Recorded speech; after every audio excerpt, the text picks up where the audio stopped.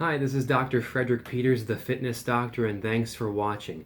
Today's video is how to achieve a six-pack abdominal muscles.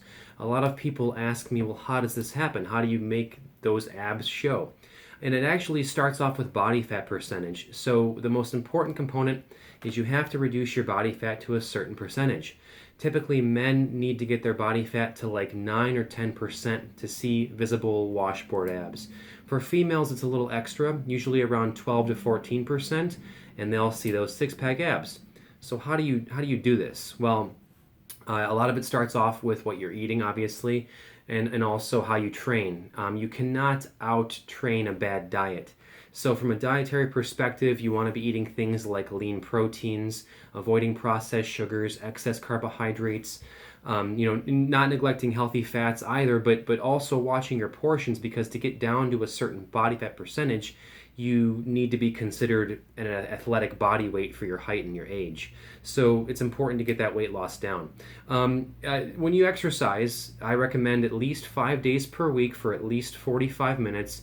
And out of that 45 minutes, 15 of those minutes should be spent strictly on abdominal muscles. And you also want to remember to train those in two ways. So both weighted and also non-weighted. Don't forget to do weighted abdominal training, because a lot of people just do crunches or sit-ups until you're blue in the face, and that's not the best way to train. When you're training those core muscles, also one kind of fun fact is you should never really do sit-ups. Sit-ups only train your core isometrically, which means it's static, and you're putting a lot of excess stress on your lower back and on your hips. So I really don't do sit-ups at all. There's a lot of better things you can do. Planking is one of them. Using the exercise ball, because that allows for greater range of motion. Also things that involve rotation, because as far as twisting, because that'll help narrow the waistline, and also it'll help train the obliques to give you that nice sort of V shape that people like to have. The abs are very unique in that they function for stability, for posture, for things with flexion and extension and rotation. So you're really using your abs all day long, but I also don't want you to train your abs every single day either.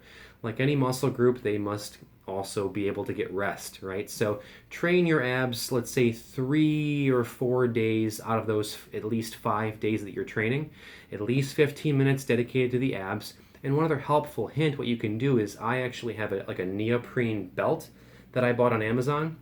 It was like $30, and it actually makes you sweat really a lot in your midsection, and that increases thermogenesis. It makes you burn more in that region. So I wear that under my shirt when I train abs really hard.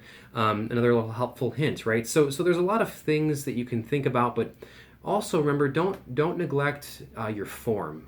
People might do weighted abdominal training, and they're going up and down real fast.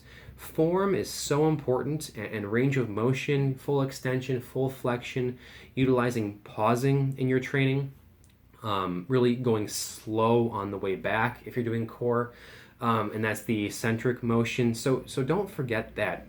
I'd rather have you work slower and do less weight than really go nuts and do all this heavy weight really fast. And also, don't neglect your lower back. That's a very important component of your core, and you'll end up with sort of a rounded posture if you don't train your lower back properly. So that's how I recommend to get abs. Body fat needs to be at a certain percentage to see them. You have to train them not just isometrically, but dynamically. You have to make sure your body weight's at a certain point to see that body fat percentage go down, and just training properly. That is those are my tricks to achieving healthy core and the abdominal muscles you're looking to get. Thanks for watching.